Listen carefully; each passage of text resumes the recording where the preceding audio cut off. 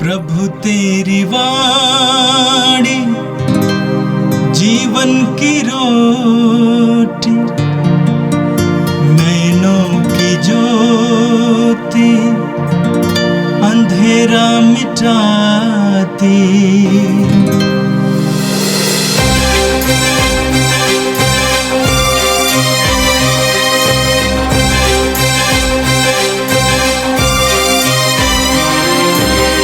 प्रभु तेरी वाणी जीवन की रोटी, नैनों की ज्योति अंधेरा मिटाती।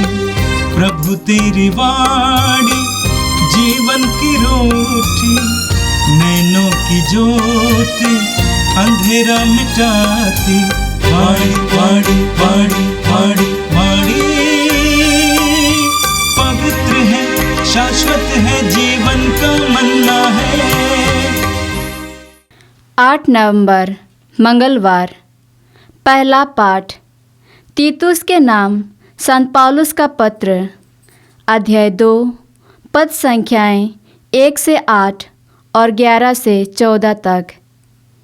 तुम ऐसी शिक्षा दो जो सही धर्म सिद्धांतों के अनुकूल हो।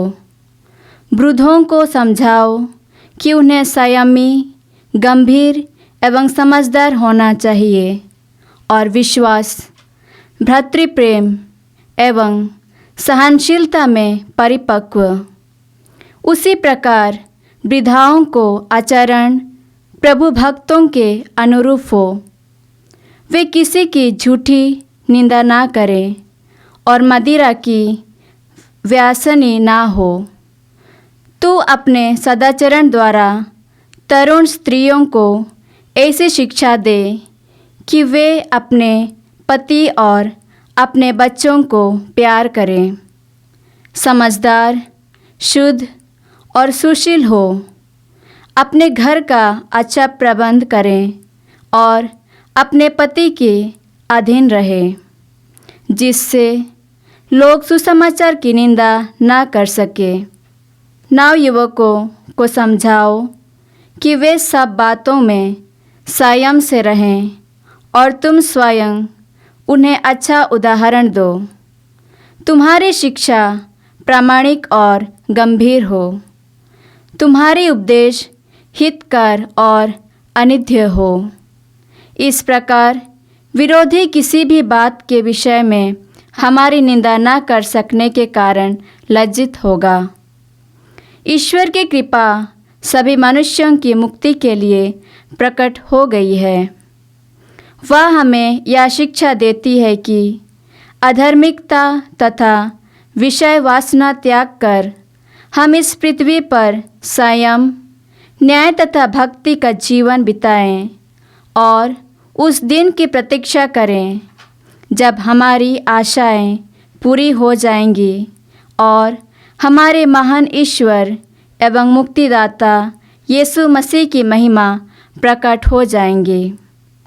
उन्होंने हमारे लिए अपने को बलि चढ़ाया है, जिससे वह हमें हर प्रकार की बुराई से मुक्त करें और हमें एक ऐसी प्रजा बना दे जो शुद्ध हो, जो उनकी अपने ही हो और जो भलाई करने के लिए उत्सुक हो।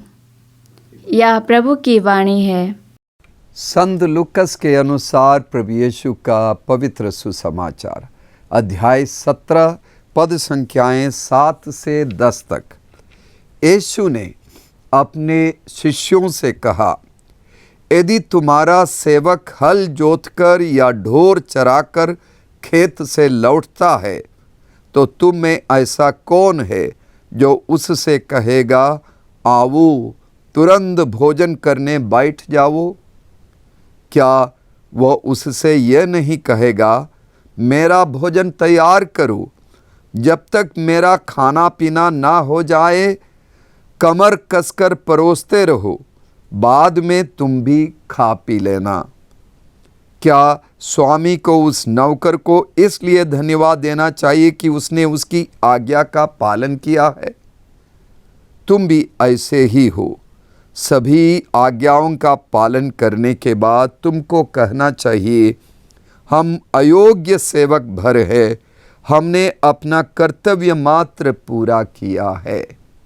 ये प्रभु का पवित्र सुसमाचार है। क्रीस प्रभु की जय।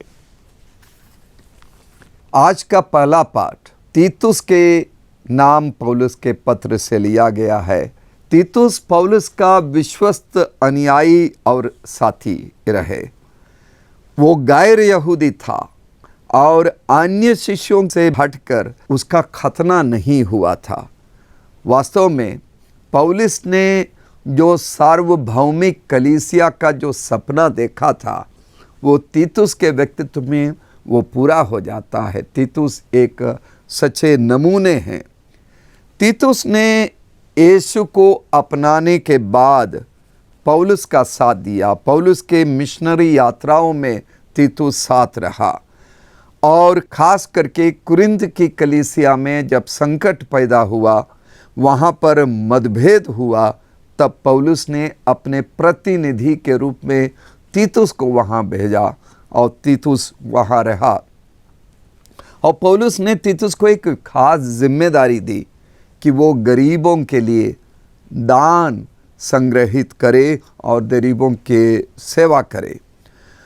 तीतुस के नाम पत्र से समझ में आता है कि पौलुस रोम से रिहा होने के बाद तीतुस के साथ क्रेत में चले गए और तीतुस को क्रेत की कलीसिया की अगुवाई करने, उसे मजबूत बनाने, उसके धर्माचारी के रूप में कार्य करने के लिए नियुक्त किया।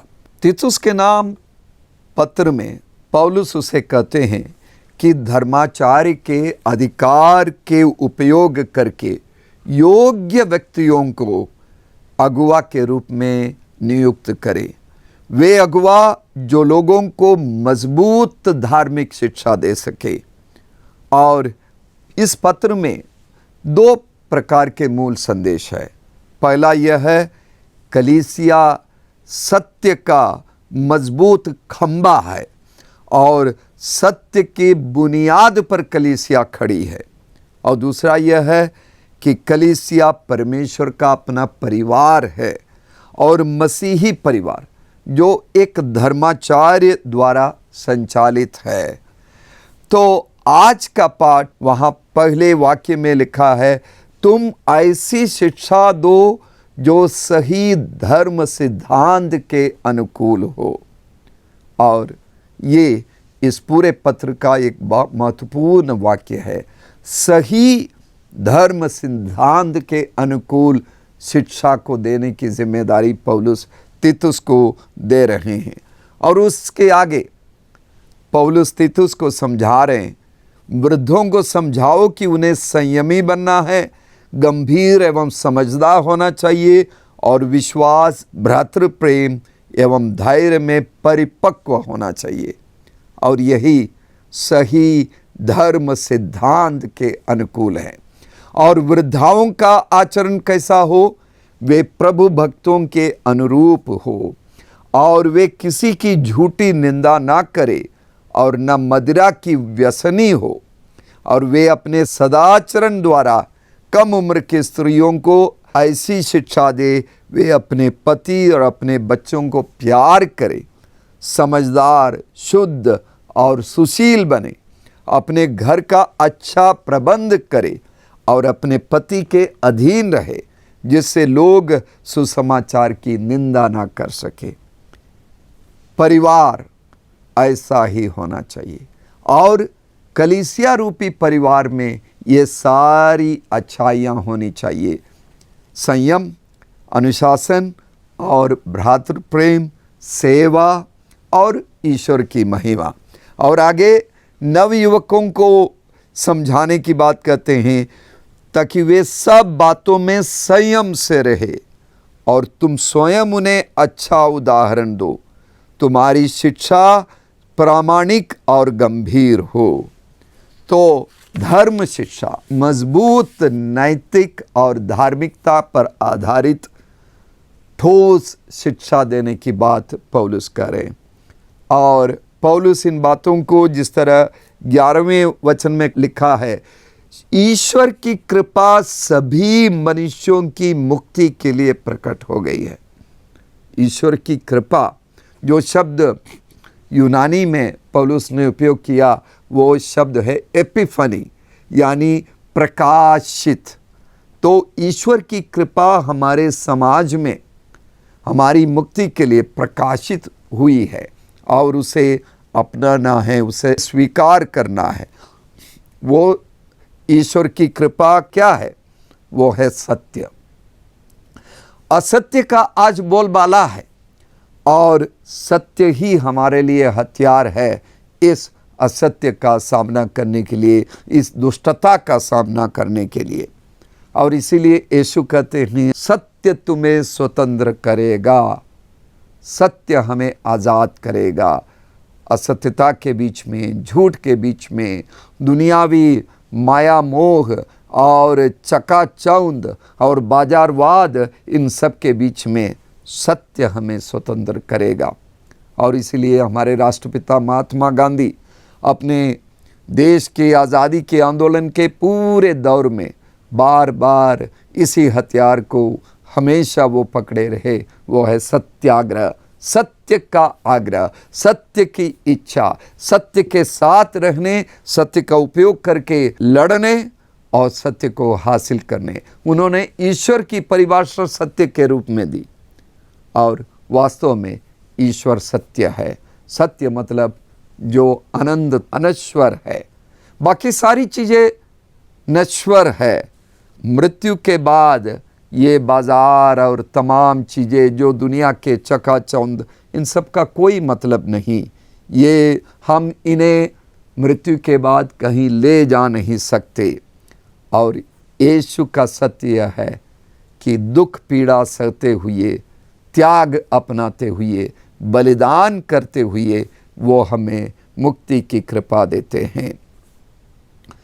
सत्य हमें स्वतंत्र करेगा, हमें ईश्वर के साथ सत्य जोड़ेगा और ईश्वर के साथ जुड़ने में सत्य हमारी मदद करेगा। त्यागपूर्ण जीवन को अपनाने में हमें शक्ति मिलेगी। और आज के सुसमाचार में हमें यीशु एक दृष्टांत सुनाते हैं। जो सेवक दिन भर खेत में काम करता है या अपने ढोर की यानी भेड़ों की, मवेशियों की रखवाली करता है, शाम को घर लौटता है अपने मालिक के घर में, पूरा दिन काम करने के बाद उसे आराम की ज़रूरत तो है, लेकिन क्या घर आकर आराम करने की आशा लेकर वो आता है? वो अपना भोजन सबसे पहले खाने की इच्छा रख सकता है? नहीं, ये संभव नहीं है। आधुनिकता के युग में मॉडर्न साइकोलॉजिस्ट हमें कहते हैं कि हर एक व्यक्ति जो काम करता है उसे पॉजिटिव स्टॉक की ज़रूरत है, उसके पीठ को थपथपाने और उसके मेहनत के लिए दाद देने की ज़रूरत है। कंपनियों में काम करने वाले कामगारों को प्रोत्साहन के रूप में पॉजिटिव स्टॉक की ज़रूरत है। घरों में काम करने वालों को उन्हें मुस्कुरा के उन्हें प्रोत्साहित करे, अच्छे शब्द उनसे बोले, वार्तालाप करे। कारखानों में काम करने वाले मज़दूरों को उनकी मेहनत के प्रति उन्हें दाद दे, बधाई दे और प्रोत्साहन के रूप में उन्हें उपहार दे। ये दुनिया का तरीका है और ये बहुत ज़रूरी भी है।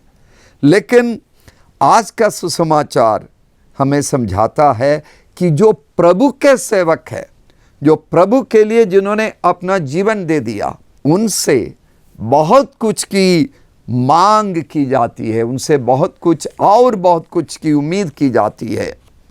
जिसने प्रभु के कार्य के लिए अपना जीवन न्यौछावर कर दिया है, वे सुसमाचार में वर्णित सेवक की तरह से उन्हें बनना है। किसी तरह के धन्यवाद की अपेक्षा नहीं करना है। जो सेवक ईश्वर के राज के लिए कार्य कर रहा है, उसे धन्यवाद, शाबाशी या बधाई की बातें सुनने की आशा नहीं रखनी चाहिए। उसे केवल अपनी प्रतिबद्धता, अपनी विश्वस्तता, अपनी ईमानदारी, लगन, निष्ठा कर्मठता और त्याग पर ही ध्यान रखना है। आज का जो दृष्टांत है यह बहुत बड़ी कठिन सीख है। सवाल उठता है क्या यह प्रायोगिक है? लेकिन जिसने इस दृष्टांत को सुनाया उसने स्वयं अपने जीवन के द्वारा ये करके दिखाया कि ये प्रायोगिक है। वो प्रभु उसी सेवक की तरह है जो खेतों में हल चलाता रहता है, लोगों के दिलों में सुसमाचार का हल चलाता है और ईश्वर के वचन का बीज बोता है, और विरोध, विद्रोह, उत्पीड़न रूपी कड़ी चिलचिलाती धूप के बीच में वो सुसमाचार का हल चलाता है। और वो भेड़ों की और मवेशियों की रखवाली या देखभाल करने वाला सेवक है। उन भेड़ों को दुष्टता के लोमड़ियों से और दुष्ट शत्रुओं से बचाकर संभालता है, और खोए हुए एक भेड़ के खोज में वो जाता है और उसे ढूंढकर अपने कंधे पर ले आता है और उसे भेड़शाला में दूसरी भेड़ों के साथ रखता है।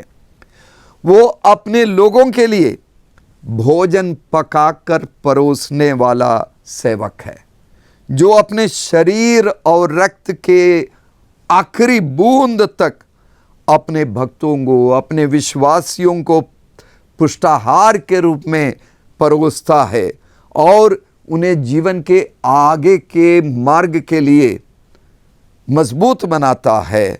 वो महान सेवक प्रभु यीशु है।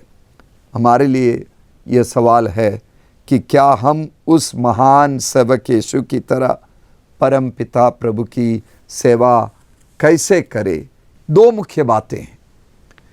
ईश्वर के सेवक होने की भावना हमें अपने मन में हमेशा रखना होगा। ईश्वर के सेवक होने की भावना। सेवक की दुनिया अपने इर्द गिर्द नहीं, लेकिन अपने मालिक, अपने स्वामी के इर्द गिर्द घूमता है। मालिक की इच्छा क्या है, मालिक का आदेश क्या है, उसे ढूंढते हुए उस आदेश का पालन करना सेवक का कार्य है। तो यदि हम ईश्वर को अपना मालिक मानेंगे, ईश्वर को अपना स्वामी मानेंगे, तो हम ऐसे ही कार्य करेंगे जो ईश्वर को पसंद है। लगातार हम सेवक की तरह सोचते रहेंगे कि हमें किस तरह ईश्वर की इच्छा को पूरा करना है। हम प्रार्थना तो करते हैं, हे पिता हमारे, तेरा राज्य आवे, तेरी इच्छा जैसे स्वर्ग में है वैसे पृथ्वी पर भी पूरी हो। उस प्रार्थना को साकार करने के लिए निरंतर लगे रहना, वो भावना रखना, वो अच्छे सेवक की जिम्मेदारी है। हमारे मुंह से केवल ऐसे शब्द निकलेंगे जो ईश्वर की कृपा के योग्य है। हमारे मुंह से केवल ऐसे शब्द निकलेंगे जो ईश्वर की महिमा को बढ़ाता है, ईश्वर के आदर को और शोभायमान बनाता है। यदि ईश्वर के सेवक होने की भावना हमारे मन में है तो हम अच्छे सेवक बन सकते हैं। और दूसरा, सेवक के कार्य को विश्वस्तता के साथ करने की लगन, यानी सेवक का जीवन अपने मालिक की सेवा में पूरा समय और पूरी ऊर्जा के साथ मालिक को देने की बात है। यदि हम ईश्वर को अपना मालिक और स्वामी मानेंगे तो पूरा समय हम अपनी पूरी ताकत, हम अपनी पूरी ऊर्जा, पूरी सामर्थ्य लगाकर परमपिता ईश्वर के लिए कार्य करेंगे। ईश्वर की प्राथमिकता हमारी प्राथमिकता बनेगी। ईश्वर की सेवा में बाधा बनने वाली सारी बातों को हम अपने से दूर रखेंगे। मैं एक बहुत ही विख्यात एक मजिशियन को, जादूगर को जानता हूँ। उसका नाम है मुदकाड़ और दक्षिण भारत में रहते हैं। पूरे विश्व में जाकर वो मैजिक दिखाता था। बहुत बड़ा मजिशियन और करोड़ों रुपया वो कमाता था। चंद साल पहले इस मजिशियन के जीवन में एक बहुत बड़ा परिवर्तन आया। कैसे? उन्हें बुलाया गया एक विद्यालय में मैजिक दिखाने के लिए। जब पर्दा खुला, वो मैजिक शो शुरू होने से पहले उसने देखा कि पूरा का पूरा स्कूल का ऑडिटोरियम विकलांग बच्चों से भरा हुआ है, मानसिक रूप से विकलांग, शारीरिक रूप से विकलांग। वो दंग रह गए और उन्होंने मैजिक दिखाया बच्चों को। बाद में उन्होंने भोजन किया उन बच्चों के साथ, उनके माता पिताओं से बातें की। और वो एक ऐसे 2-3 गांवों से आते हैं जहां पर एंडोसल्फान नामक कीटनाशक दवा का छिड़काव काजू के पेड़ों पर किया गया था हवाई जहाज से, जिसकी वजह से वे सारे बच्चे, नवयुवक और बुजुर्ग लोग विकलांग हुए। गर्भवती महिलाओं से बाद में जन्म लेने वाले बच्चे भी विकलांग रूप में जन्म लिए। उसी जगह उस जादूगर का मन परिवर्तित हो गया। ईश्वर की आवाज़ उसने अपनी अंतरात्मा में सुनी और उसने तब से लेकर जादू की दुनिया से अपने आप को अलग कर दिया और एक ग्लैमर के चकाचौंध से अपने आप को अलग कर दिया। तब से लेकर आज तक उन विकलांग बच्चों की सेवा में लगे हुए हैं। उन्होंने तिरुवनंतपुरम शहर में उन बच्चों के लिए केंद्र खोला, उन बच्चों को जादू सिखाया और उन बच्चों को दूसरों पर निर्भर ना रहकर अपने पैरों पर खड़े रहने के लिए मजबूत बनाया। और वे बच्चे काम करते हैं, जादू दिखाते हैं, लोग आते हैं, टिकट लेते हैं, उन्हें तनख्वाह मिलता है। अन्य बच्चे वहाँ रहते हैं, वे कुछ न कुछ कौशल करते हैं, उन सबको स्टाइपेंड, वजीफ़ा मिलता है। उनके जीवन में परिवर्तन आ गया है। यही ईश्वर की इच्छा ढूंढने का एक अच्छा नमूना है, उस मजिशियन ने कर दिखाया। तो मेरे प्रिय भाइयों बहनों, आपके जीवन में, मेरे जीवन में, हम सब के जीवन में ईश्वर हमारी अंतरात्मा को झकझोरता है। उनकी आवाज़ सुने, वो ईश्वर की इच्छा को ढूंढे अच्छे सेवक की तरह। यीशु के शिष्य बनना है तो हमें सेवक बनना होगा। केवल भक्ति करने से कार्य नहीं चलेगा। आराम का जीवन नहीं, सुख सुविधाओं का जीवन नहीं, प्रार्थना पर आधारित जीवन, गरीबों, कमज़ोर लोगों की सेवा का जीवन जीते हुए हम ईश्वर के सम्मुख ये जवाब दे सके, हम अयोग्य सेवक भरे हैं, हमने अपना कर्तव्य मात्र पूरा किया है। आइए हम प्रार्थना करें। हे सर्वशक्तिमान प्रेमी पिता ईश्वर, हम अपने ऊर्जा, अपना समय, अपने सामर्थ्य, सब कुछ तेरी महिमा के लिए, तेरे लोगों की भलाई के लिए उपयोग कर सके। हे पावन आत्मा, हमें कृपा दे कि हम तेरी आवाज़ को सुन सके, उसके अनुसार कार्य कर सके। ये प्रार्थना करते हैं क्रिस्त हमारे प्रभु के द्वारा, आमीन। प्रभु तेरी वाणी जीवन की रोटी, नैनों की ज्योति अंधेरा मिटाती। वाणी वाणी वाणी वाणी वाणी पवित्र है, शाश्वत है, जीवन